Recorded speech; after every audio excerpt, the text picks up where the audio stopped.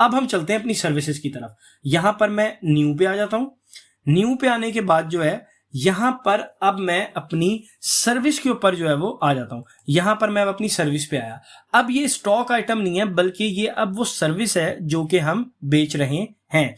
तो उसी तरीके से मैं यहां पर आ जाता हूं। यहां पर आने के बाद जो है ये मेरे पास सर्विस है स्मार्ट प्लान 150। मैं सबसे पहले इसको ऐड कर लेता हूं। ठीक हो गया। अब ये मेरे पास कोड है, लेट्स सपोज इसको मैं कह देता हूं SP150- उसी तरीके से RA। और सर्विस के लिए जो है जो हम कोड इस्तेमाल करेंगे, लेट्स सपोज हम सर्विस के लिए कोड इस्तेमाल करते हैं 3 से, यानी 3001। ये हमारा हो गया। अब ये आपसे पूछ रहा है कि इसकी कैटेगरी जो है, कैटेगरी क्या है। लेट्स सपोज इसके लिए मैं कैटेगरी यहां पर बना लेता हूं आपकी ब्रॉडबैंड। ये मैंने जो है इसके लिए कैटेगरी बना ली है ब्रॉडबैंड की। ठीक हो गया। तो ये मेरे पास एक कैटेगरी बन गई है इसकी।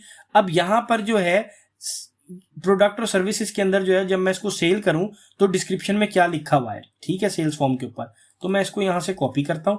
मैं यहां से कहता हूं ये लिखा हुआ जाए स्मार्ट प्लान 150 मंथली प्लान। ये जो है मेरे पास सेल्स डिस्क्रिप्शन के अंदर लिखा हुआ आ जाए। इसकी सेल प्राइस जो है वो सेल प्राइस कितनी हो, मैं कहता हूं इसकी सेल प्राइस हो 150। और इनकम अकाउंट, अब इनकम अकाउंट इसका क्या हो। मैंने जो है क्या कहते हैं चार्ट ऑफ अकाउंट जब अपलोड किया था तो सारे इनकम अकाउंट अलग अलग बनाए थे, यानी 150 प्लान का अलग इनकम है, 300 का अलग इनकम है, इसी तरीके से हर प्लान की अलग इनकम, ताकि आगे चल के जो है हम इनकम वाइज भी जो है अपना प्रॉफिट जो है वो चेक कर सकें, प्लान वाइज अपना इनकम भी जो है वो चेक कर सकें। तो यहां पर मैंने इसको सेलेक्ट कर लिया 150 को। ठीक हो गया। इंक्लूसिव ऑफ वैट, क्या इस प्राइस में वैट शामिल है, मैं कहता हूं इस प्राइस के अंदर वैट शामिल नहीं है। मींस कि मेरी 150 प्राइस है और 30 वैट जो है वो अलग से ट्रीट हो, यानी कि टोटल जो प्राइस हो इस प्लान की वो 180 होगी। अब यहां पर मैं आ जाता हूं। यहां पर आकर जो है मैं इसको 20% जो है 20% जो है मैं इसको सेलेक्ट कर लेता हूं, वही स्टैंडर्ड जो है वो रेट है। ठीक हो गया। अब यहां पर जो है ये आपके पास परचेजिंग इंफॉर्मेशन जो है वो आ रही है कि ये आप प्रोडक्ट और सर्विस जो है वो किसी सप्लायर से जो है वो परचेज करते हैं। मैं इसको कहता हूं यस, मैं ये किसी सप्लायर से परचेज करता हूं। ठीक हो गया। और यहां पर जो परचेज फॉर्म के अंदर जो इन्फॉर्मेशन है वो क्या है, वो एज इट इज उसी तरीके से स्मार्ट प्लान 150। ये मेरे पास जो है वो स्मार्ट प्लान 150 आ जाए। ठीक हो गया। मींस कि मैं एक टेलीकॉम प्रोवाइडर से जो है ये सर्विस परचेज करता हूं और आगे इसको जो है वो रीसेल कर देता हूं। तो ये जो है ना बिजनेस मॉडल है। तो यहां पर स्मार्ट प्लान 150, इसकी कॉस्ट क्या होगी, लेट्स सपोज इसकी कॉस्ट हम कर देते हैं आपकी 105। इसकी 105 जो है वो हम कॉस्ट प्राइस कर देते हैं। मींस कि जितनी भी इसकी सेल प्राइस है, सेल प्राइस का जो है हम कह देते हैं कि 80% जो है वो हमारे पास आ जाए। तो सेल प्राइस का 80% हमारे पास आएगा, बल्कि 120। 150 सेल प्राइस है तो 120 जो है वो हमारे पास जो है वो 80% आएगा। ये हमारे पास हो गया। अब अकाउंट जो है वो अकाउंट हम इसके लिए जो है वो कौन सा सेलेक्ट करेंगे, एक्सपेंस अकाउंट। तो आप देखें जैसे मैंने सेल के लिए सारे अलग अकाउंट बनाए थे, इसी तरह मैंने कॉस्ट ऑफ सेल्स के लिए भी जो है वो सारे अलग अकाउंट ही बनाए थे, ताकि हम अलग अलग जो है वो उसको चेक कर सकें। तो ये मेरा जो है वो अलग से जो है वो एक कॉस्ट ऑफ सेल का जो है वो अकाउंट है 150 प्लान का। ये मैंने इसको ऐड कर लिया। इसके अंदर परचेज टैक्स शामिल होगा, मैं कहूंगा नहीं, परचेज टैक्स अलग से ही जो है वो ऐड हो। यहां पर मैं आ जाता हूं और यहां पर आके मैं इसको 20% जो है वो सेलेक्ट कर लेता हूं। अब जो है मेरा जो प्रेफर्ड सप्लायर है, यहां पर आकर मैं इसको एक सप्लायर जो है वो अपना ऐड कर लेता हूं। लेट्स सपोज मैं यहां पर कर देता हूं कि मेरा जो सप्लायर है वो मेरा सप्लायर है वोडाफोन। ठीक हो गया। मैं यहां पर वोडाफोन को जो है वो ऐड कर लेता हूं। यहां पर मैं इसको सेव कर लेता हूं। ये मेरा जो है वो सप्लायर हो गया। अब यहां पर मैं सेव एंड क्लोज के ऊपर क्लिक कर देता हूं।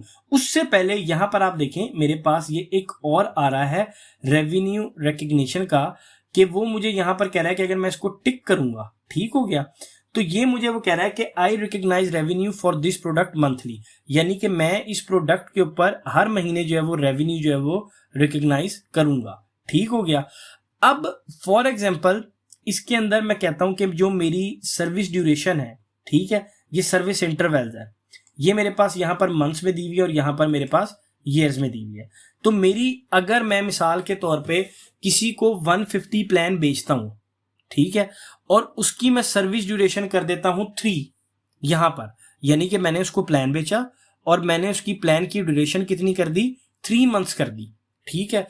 तो इसका मतलब है कि जब मैंने ये प्लान अपना सेल किया होगा 150 रुपए का, जो मैंने यहां पर 150 अमाउंट लिखी हुई है, तो ये 150 अमाउंट जो है ये मेरे पास 1 महीने की नहीं होगी, बल्कि ये मेरे पास कितने महीनों की होगी, 3 महीनों की होगी, यानी कि 50 रुपीज पर मंथ के हिसाब से होगी। तो वो मुझे कह रहा है कि अगर मैं कोई ऐसा प्लान बेचता हूं, कोई ऐसी सर्विस बेचता हूं जो मैं 1 महीने से ज्यादा अरसे के लिए बेचता हूं, और उसके पैसे जो हैं वो यहां पर मतलब कहने का उसकी सेल को मैं रिकॉर्ड करता हूं, तो वो ऑटोमेटिकली यहां पर मेरे पास क्या काम करेगा कि एक लाइबिलिटी अकाउंट भी यहां पर हम क्रिएट कर लेते हैं कि कौन सा होगा। फॉर एग्जाम्पल यहां पर हम इसको कर लेते हैं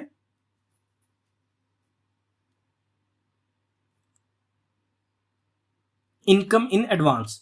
ये वाला जो अकाउंट है इसको हम सेलेक्ट कर लेते हैं, यानी कि ये हमारी इनकम इन एडवांस है। ठीक हो गया, हमने यानी कि सेल तो की है 150 की, लेकिन वो सेल जो है वो 150 की पूरी जो है वो इस मंथ से रिलेट नहीं करती, बल्कि अगले 3 महीनों से रिलेट करती है। तो ये ऑटोमेटिकली मेरे पास क्या काम करेगा, ऑटोमेटिकली ये काम करेगा कि जब भी मैं ये वाला प्लान सेल करूंगा तो वो मेरे पास इनकम इन एडवांस के अंदर जो है इन पैसों को जो है वो स्टैंड कर देगा, और फिर ऑटोमेटिकली जो है वो रेवेन्यू को रिकॉग्नाइज करेगा मंथली बेसिस के ऊपर। जैसे जैसे मंथ गुजरता जाएगा वो इनकम इन एडवांस से पैसे निकालता जाएगा, और मेरे इस रेवेन्यू अकाउंट के अंदर, जो कि मेरा रेवेन्यू अकाउंट है 601, इस अकाउंट के अंदर जो है मेरे पास जो है वो अमाउंट डालता जाएगा। तो ये जो है ये एक कॉन्सेप्ट है इस चीज का। फिलहाल के लिए मैं इसको अनटिक कर देता हूं, क्योंकि मैं तो सर्विसेज ही मंथली बेच रहा हूं और वो मंथली ही जो है वो काउंट होंगी। तो यहां पर आके अब मैं इसको जो है वो सेव एंड क्लोज पे जो है वो क्लिक कर देता हूं।